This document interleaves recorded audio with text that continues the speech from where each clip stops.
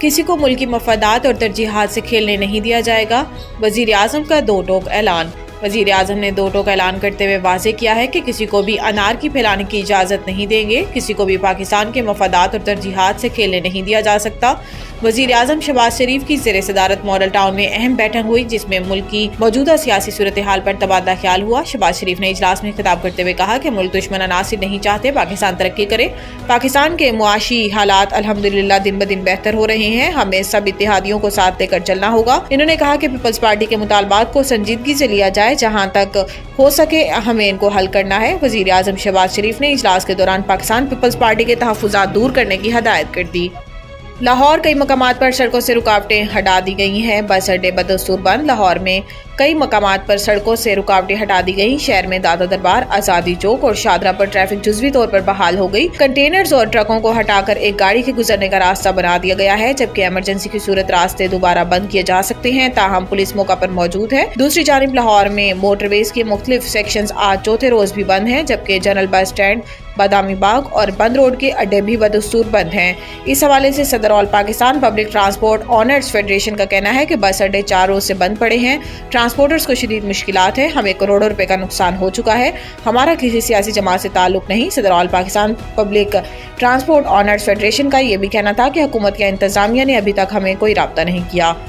Stock exchange میں آج پھر زبردست تیزی، انڈیکس سے 99,000 پوائنٹس کی سطح عبور کر گیا۔ کاروباری ہفتے کے پہلے ہی دن بازار حصص میں مارکیٹ کا آغاز 746 پوائنٹس کی بڑی تیزی کے ساتھ ہوا، جس کے نتیجے میں KSE 100 انڈیکس 98,000 پوائنٹس کی سطح عبور کر کے 98,544 پوائنٹس کی بلند سطح پر پہنچ گیا۔ بعد ازاں PSX میں 1291 پوائنٹس اور اس کے بعد اچانک 1491 پوائنٹس کی بڑی تیزی دیکھی گئی، جس کے سبب انڈیکس 98 اور 99,000 پوائنٹس کی دو سطحیں عبور کر کے 99,259 پوائنٹس کی بلند سطح کو چھو گیا۔ واضح رہے کہ پاکستان اسٹاک ایکسچینج میں کچھ ہفتوں سے تیزی کا رجحان ہے، جو آج بھی مارکیٹ پر غالب ہے۔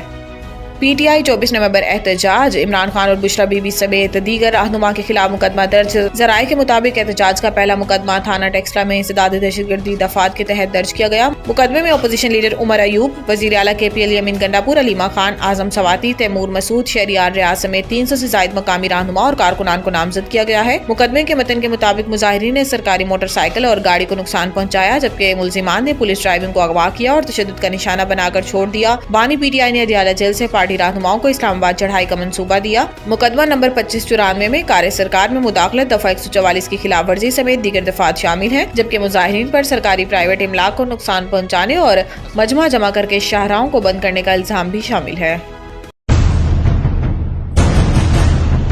The Country School, a project of Bloomfield Hall.